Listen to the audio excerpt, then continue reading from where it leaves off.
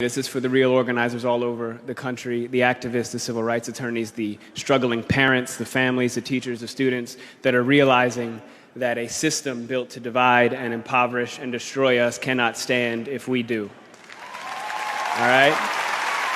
It's kind of basic mathematics. The more we learn about who we are and how we got here, the more we will mobilize. Now, this is also in particular for the black women, in particular, who have spent their lifetimes dedicated to nurturing everyone before themselves. We can and will do better for you. Now, what we've been doing is looking at the data, and we know that police somehow manage to de-escalate, disarm, and not kill white people every day.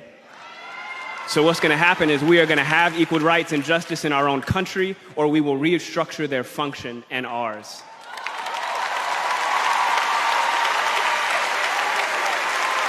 Yesterday would have been young Tamir Rice's 14th birthday.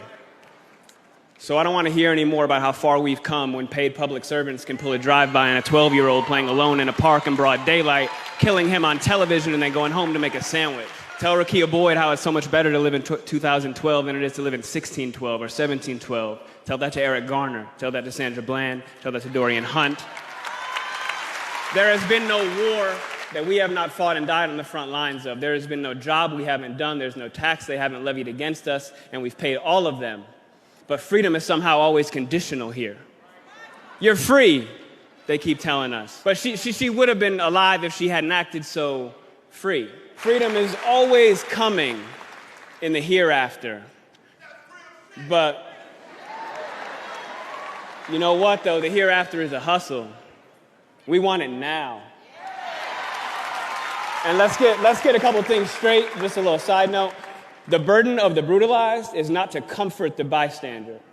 That's not our job. All right, stop with all that. If you have a critique for the resistance, for our resistance, then you better have an established record of critique of our oppression.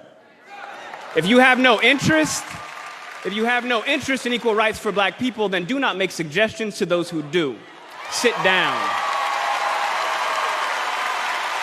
We've been floating this country on credit for centuries, yo.